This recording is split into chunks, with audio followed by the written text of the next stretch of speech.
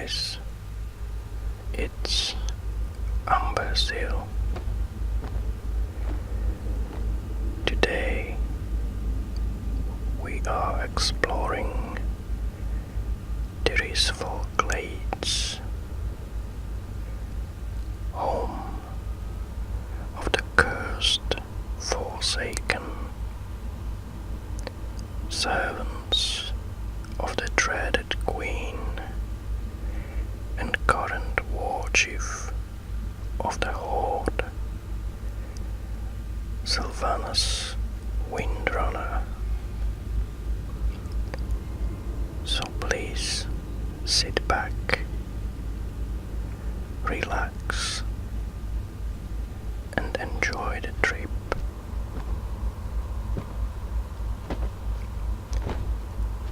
On the northern coast of Lordaeron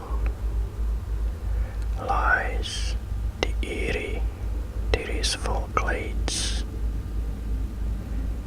the unofficial kingdom to the Forsaken, servants of the Banshee Queen, Sylvanas Windrunner. The wooded hills are seeped through with the curse of the Lich King's plague.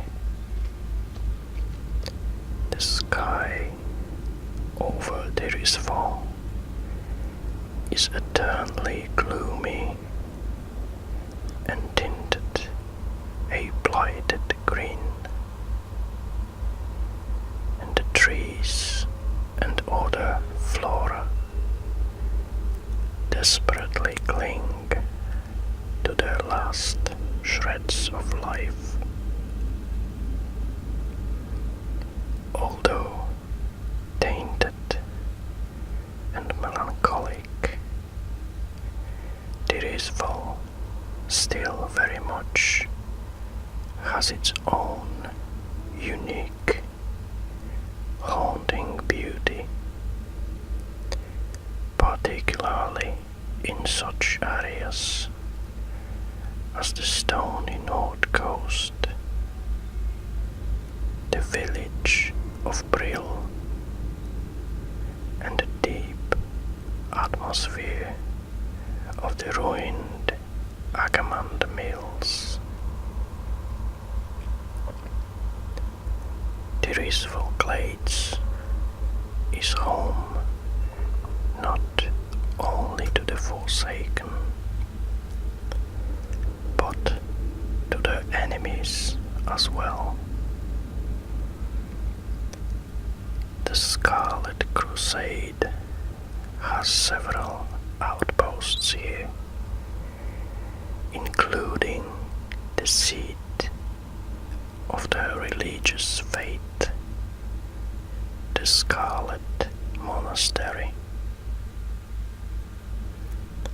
The minions of the Scourge are also ever present, tainting the derelict farmsteads and dilapidated mills with their foul presence. Much of the Tirisfal Glades is forested, though is dreary and gloomy. There are a small number of lakes, including Brightwater Lake to the east. Rolling hills lead from Brill up to Scarlet Monastery, though the area should be approached with caution, as the Scarlet Crusade can be dangerous to the unwary. High mountains make up the bulk of the geography to the west, especially surrounding Tetnel,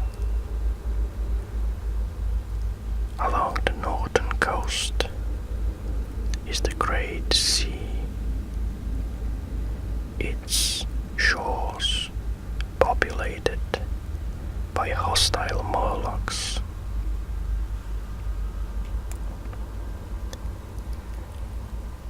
The region that would come to be known as Tirisfal was first inhabited by Dragonflayer clan Vrykul, fleeing King Imiron, who had ordered his people to destroy the fleshy children they had begun to give birth to, humans. The keepers, the Arcadas and Aronoia, later passed through the region, having stolen the discs of Norganon from the keeper Lorcan. They were leading groups of Vrykul, Mechanomes and Earthen to the safety of the south, far from Lorcan's wrath. They were attacked by Zakazaj and Kiddix, two Satraxi sent by Lorcan, while Arcadas and Aronoia continued south. Tyr held them off in a great battle that lasted for a straight week. Tyr sacrificed himself to save his friends and allies, expending his life in a cataclysmic explosion that killed himself and his attackers. The other keepers and a group of Titan Forged returned to the site to see what happened.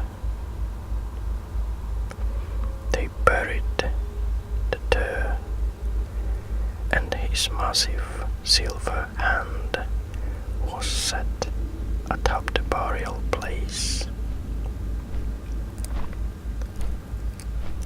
The region thus was named Tyr's Fall, or Tirisfal in the Vrykul language, and many grateful Vrykul stayed behind to watch over the hand and the area until the end of their days.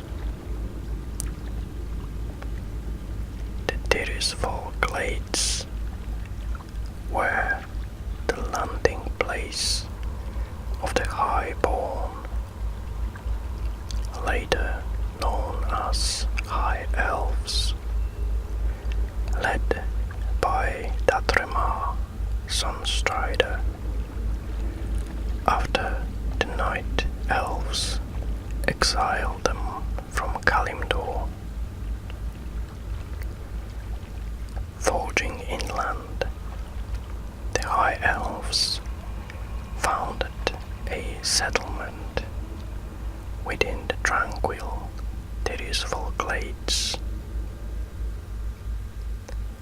After a few years, many of them began to go mad. It was theorized that something evil slept beneath that particular part of the world. In truth,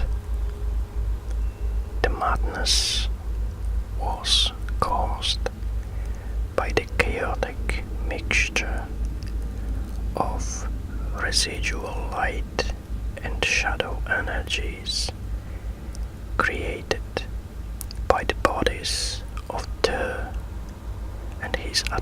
was buried beneath their feet. The highborn were never able to discover the exact cause of their afflictions, and they later packed up their encampment and moved northward towards another land rich with ley energies, Quel'Thalas.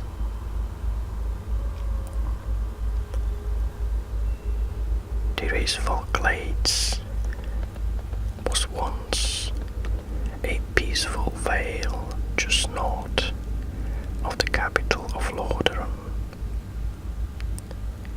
It was a place of power for centuries, being the seat of the Guardians of Tirisfal, who secretly waged war against darkness. Under the rule of King Terenas, Tirisfal became a land of peaceful farms and small towns, its people living happily for generations. Unfortunately, it was one of the first places to fall to Arthur's armies after he ransacked Lordaeron, and its people were killed and reasoned as slaves to the Lich King. Just after the Third War ended, the Lich King began losing power thanks to the spell of Illidan Stormrage. With that, a number of undead managed to break free of his control and form the Forsaken. The rebel undead managed to take control of Tirisfal and establish it as their home territory. However, the blighted lands of Tirisfal are far from safe, even for the Forsaken who now rule it. The land is still plagued with hideous mutants, mindless soldiers from the Lich King's scourge, and members of the Scarlet Crusade, which regularly attack from their base in the Scarlet Monastery. During the war against the Lich King, members of the Horde and Alliance formed a temporary alliance at the siege of Angradha the Radgate. Grand Apothecary Putris' betrayal ended 7 years of Cold War between the two factions, as their armies converged on the Undercity. Warchief Troll's forces stormed the front gates of the ruins of Lordaeron, while King Varian army assaulted the sewer entrance to the city. These two armies confronted Putris, Varimatras, and finally each other Undercity.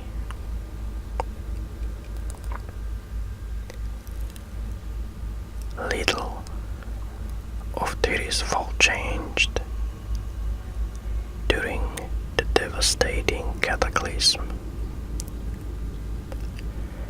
The most notable changes to the area include the revamping of all architecture to something more suitable for Forsaken. Brill is a prime example of this, as well as the new gate that separates Tirisfal from Silverpine Forest.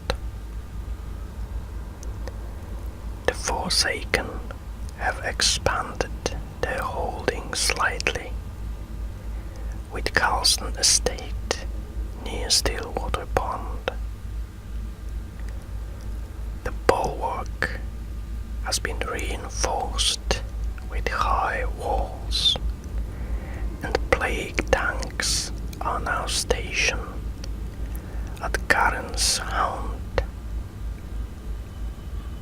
Perhaps in response to this expansion, the Scarlet Crusade has expanded its holding at the Solidin farmstead,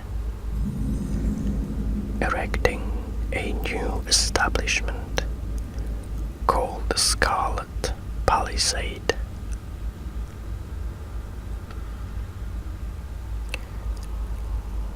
So, this will be it for today. I hope you enjoyed this trip. If you did, please leave a like and maybe a comment. And I will see you in the next episode.